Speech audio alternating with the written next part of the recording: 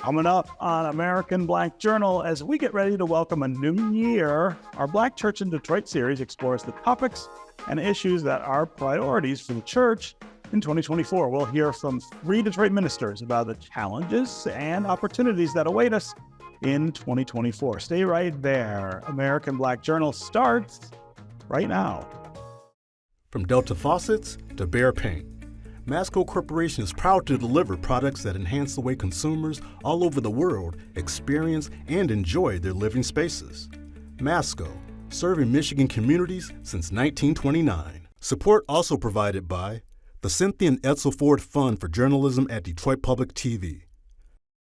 The DTE Foundation proudly supports 50 years of American Black Journal in covering African American history, culture, and politics. The DTE Foundation and American Black Journal partners in presenting African American perspectives about our communities and in our world. Also brought to you by Nissan Foundation and viewers like you. Thank you.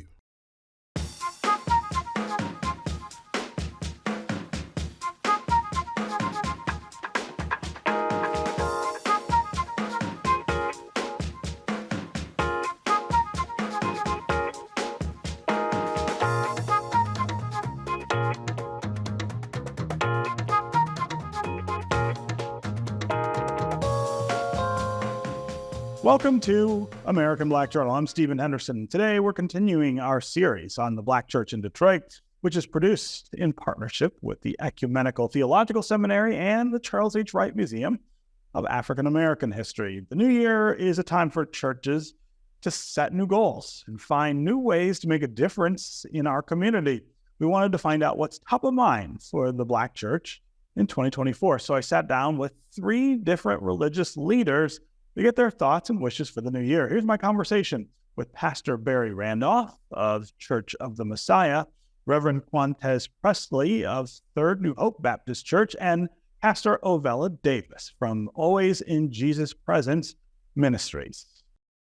Reverend Pressley, Pastor Davis, and Pastor Randolph, Happy New Year and welcome to American Black Journal. Happy New Year and Merry Christmas. Thank you. Yeah.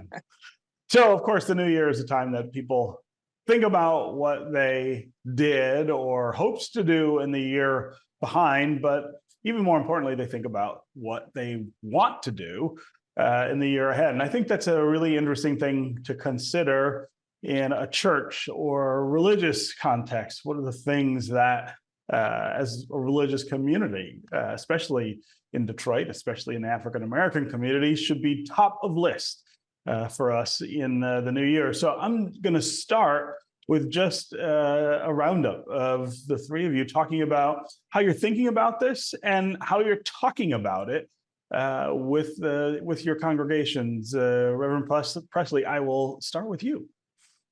Yes, well, again, thank you for inviting me in this conversation. When we think about the agenda for the church moving forward, it's already kind of been predetermined. You know, we have our commission in Matthew chapter 28, verse 18. It tells us to make disciples, baptize, and to teach them all that we have been commanded to do. But then on top of that, there are real practical ways that we try to make impact in people's lives. And noting that 2024 is going to be a crucial year, particularly as we are embarking upon a presidential election.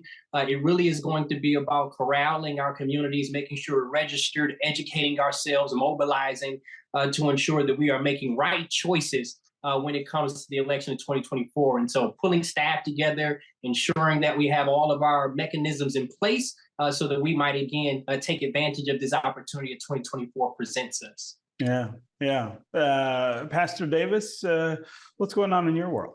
Thank you for this opportunity.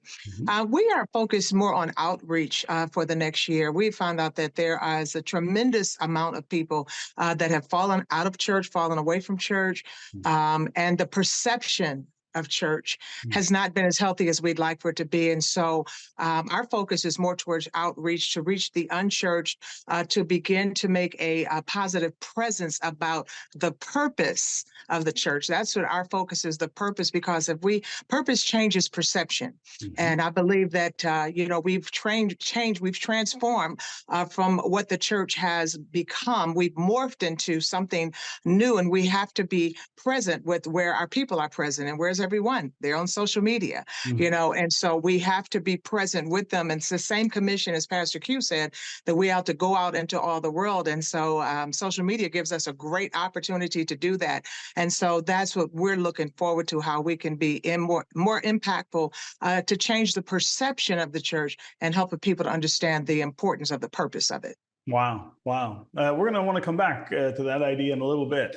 But Pastor Randolph, talk about what's going on at Church of the Messiah as we enter 2024.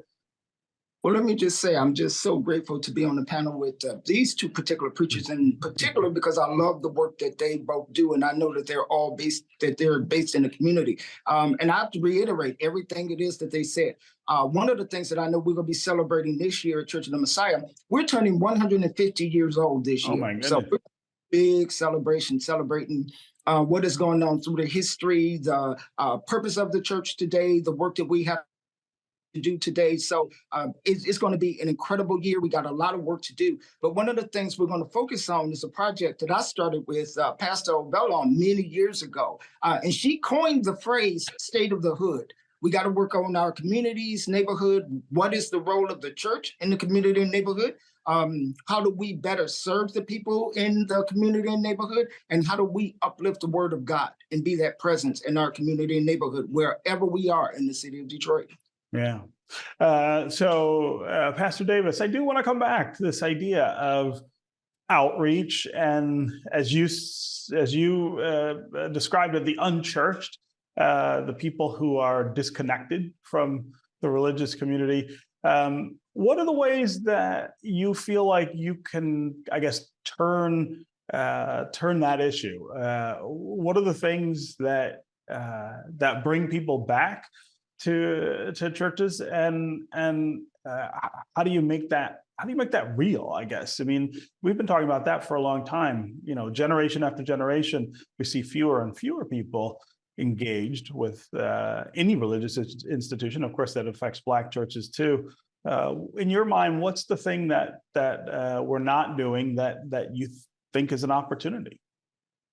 Wow, that's a loaded question. A lot of things to respond to there, but I think the reality is that we may not ever return to church as usual, the way that we were pre-COVID. And I think that we also have to understand where we are in time, where we are as this generation. First Timothy tells us that in the last days and there's going to be perilous times. And the first description about this generation and the generations after Christ is this: in the last days, men are going to be lovers of themselves. And that's a real issue, because people are not God conscious. People are self-conscious. Everybody's taking selfies. Everybody wants to be recognized and, liked and all of these things. So this is what we're dealing with. So the benefit of that is that we pretty much know where the population is. Okay, they're on social media.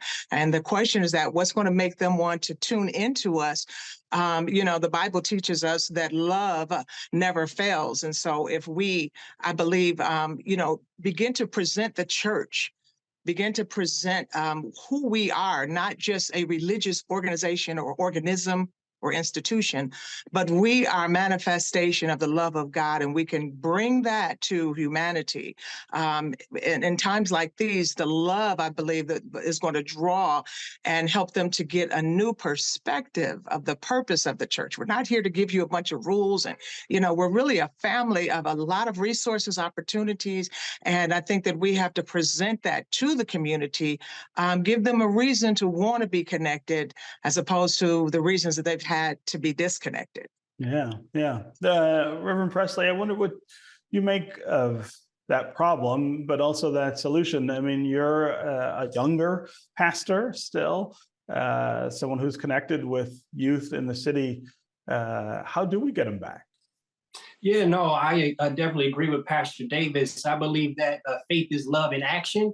And so finding ways to not only proclaim our love, but to demonstrate that love, I think is really going to be important to winning people back to the faith community. And I think there's some really real ways that that can happen that are already happening, providing food for those who are food insecure, making sure that we are lockstep with community organizations who are fighting against issues of crime and violence that we see in our community.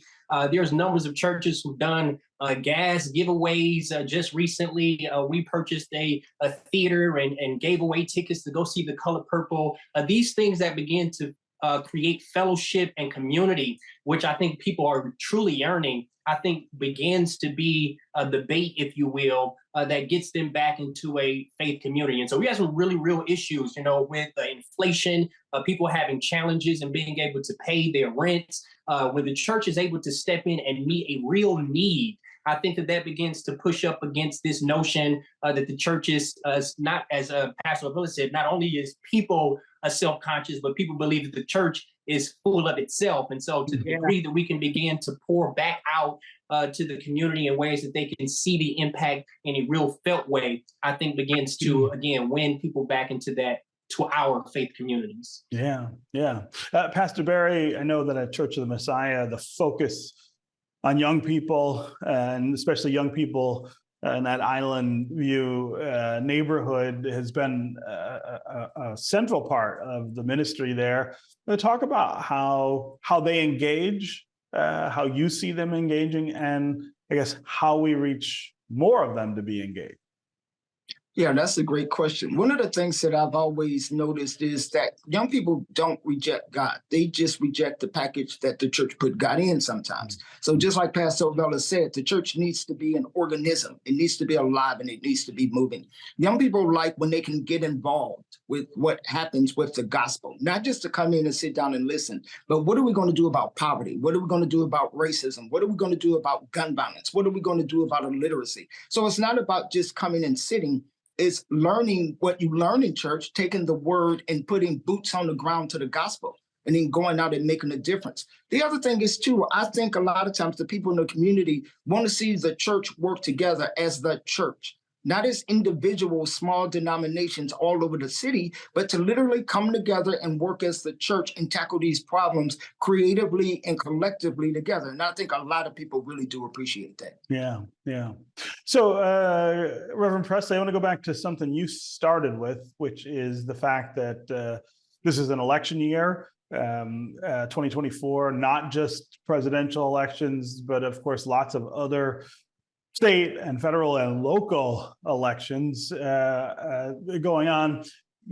I want to go back 4 years to 2020, which was the last presidential election, and the effort that was made, particularly on election day, and probably a little before that, to either dissuade our community from voting or to try to make sure that those who voted didn't have their votes count. There was this dramatic scene at Huntington Place downtown where they were counting the votes, where you had this angry mob of mostly white suburbanites who came down to try to stop the steal, they said, and intercede in the counting of those votes. It seems to me that that didn't stop on election night 2020, right?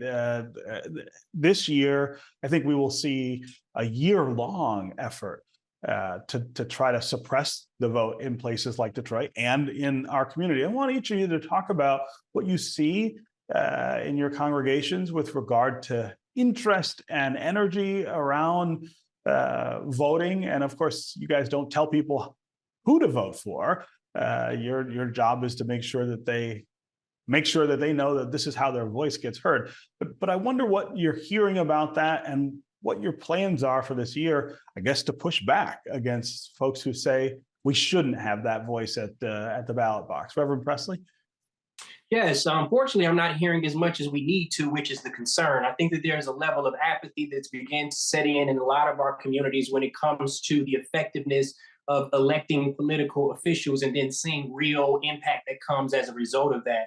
And so our opposition never takes a break. And so it causes us to have to refortify our efforts to push back against the disinformation that's going on, the sense of powerlessness that can kind of settle into people's sense of being able to make real change.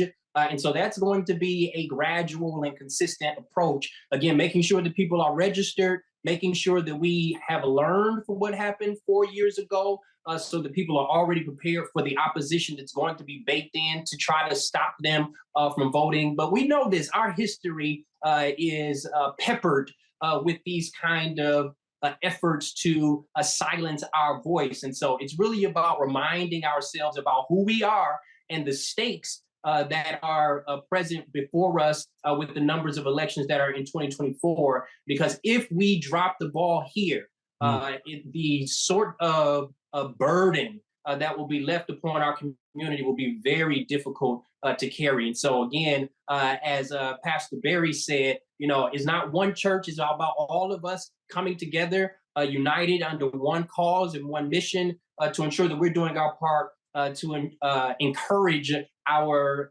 congregations as well as our communities to make sure that their votes are counted and their voices are heard. Yeah. Pastor Ovella? No, I'm in full agreement with what he's sharing. What's most important in our congregation is that we do allow our voice to be heard. You're not going to be able to determine what's going to happen once you cast your vote. There's things that we can and cannot control, but what is important is that we do make sure that we get to the polls, make sure that we are engaged in voter registration, and that we are educated, prayerful about our vote. I always say that if we do what we can, then God will do what we cannot. And so we do what we can and we cast our vote. We don't have a lot of conversation about it because our congregation knows that I'm always going to tell you to follow faith. I remember when we were dealing with COVID, people were saying, well, should we get the shot? Should we get the shot? And I said, listen, whatever you do it in faith. And so when it comes to election, we're going to have to move by faith. We're going to have to do what we can do with the facts. But then we got to trust God for the conclusion. Yeah. Pastor Barry? Well, one of the things that we always tell our people here is this is a power that we have. This is what we have as a citizen living in a free country, to be able to cast your vote. And this is a power that you can actually use. So if you really want to be able to make a difference, there are some powers that we have in order to be able to do that. Don't neglect your responsibility to be able to make your vote count. Don't forget to cast your vote. It is vitally important that we do that. Because as we talk about the issues coming out of our communities and neighborhoods, this, that, and the other, if you don't vote, then you really don't have a say. Make your decision based on the information that you get. We will provide as much information as we possibly can, but use the power that you have at your disposal. And voting is one of those powers. Yeah. So Pastor Davis, I also want to talk about something that's really important to you, something you really have focused on. That's collaboration among religious institutions, churches in our city. There are 4,000 churches in Detroit. I always love quoting that number because it speaks to the power of faith and belief and community in our city. But it also presents kind of a challenge, I think, in terms of coordination and making sure that we are all pulling in the same direction. Talk about what you see as the challenges for collaboration, but then, of course, the opportunities. The challenge is that there's so much work to be done, and we're all been given assignments, and we're all busy. We're all doing what God has entrusted us to do. And of course, if we could do it all together, look at the great impact. Pastor Barry had the brilliant idea about the master's plan, getting the churches and the pastors to come together financially, sow into a pot that we could actually fund nonprofits, fund the community. But there can be a lot of reasons, as Pastor Q said. There could be apathy in those areas about actually uniting, but it's not just so much that we're being apathetic, but it's just we have so much that we're doing. But then you do have such as the Baptist Council. This is a group of pastors that I'm sure the Kojics, and they probably do have collaborations within their organizations. If we can figure out that magic bullet to get 4,000 churches, 4,000 pastors in one place at one time with one thought, Detroit has been saved. So I'd love to. Pastor Barry and I, we talk about it all the time.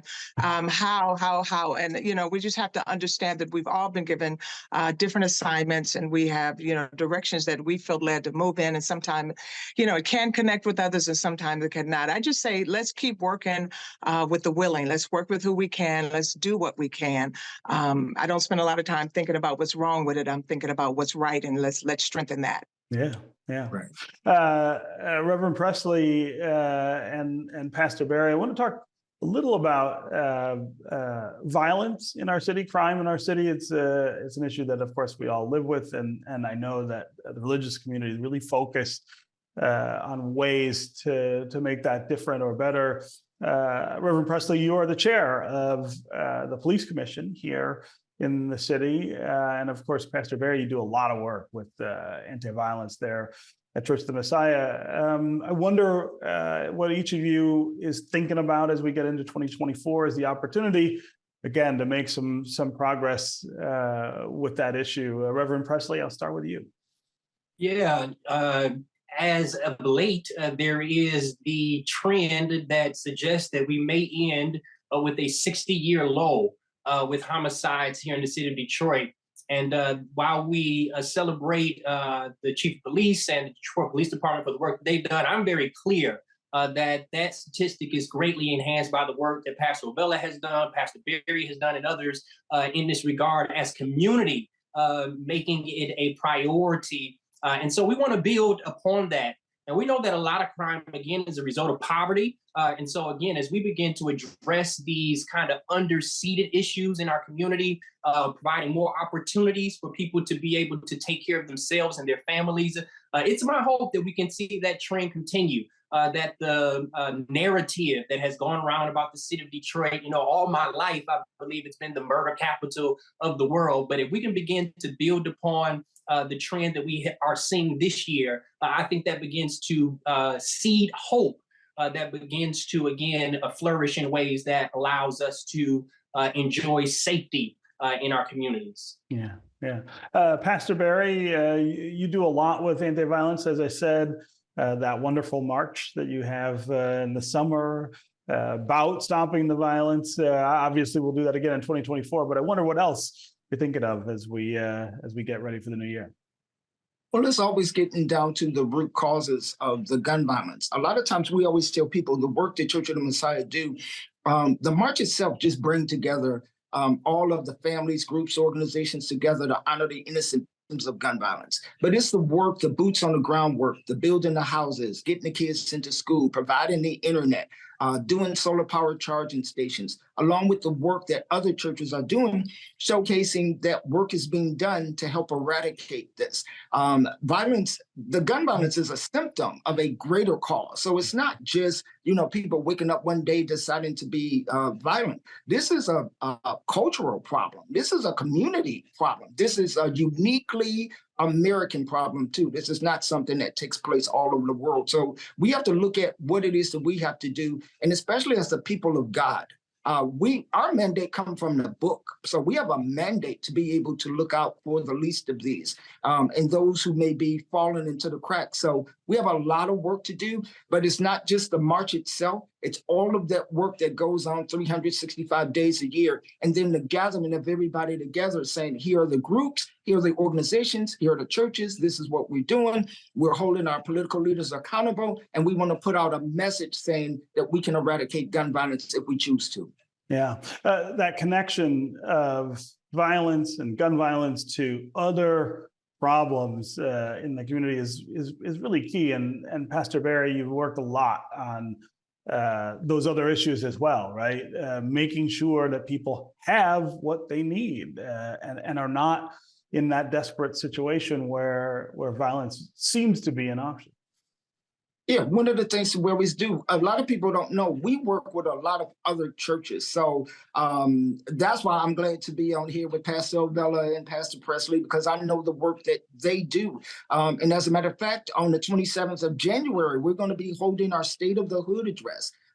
Thanks to Pastor Ovella, who coined that phrase many years ago. And we've been doing it every month, last Saturday, gathering the churches together, seeing how we can work together, sharing resources, working to build our community and neighborhood. And the best thing about the State of the Hood address, we have the State of the Union, State of the County, State of the City, State of the State. We also need to look at the state of our hoods. And our churches, a lot of our churches are in the hood. So we need to talk about that and work on those issues specifically. Yeah. Okay, Reverend Pressley and Pastors Davis and Randolph, great to have you here on American Black Journal. And we look forward to all the great work I know you're going to do in 2024. Thanks for being with us. Thank you. Thank you. That'll do it for us this week. You can find out more about our guests at AmericanBlackJournal.org, and you can connect with us anytime on social media. Take care, and we'll see you in the new year.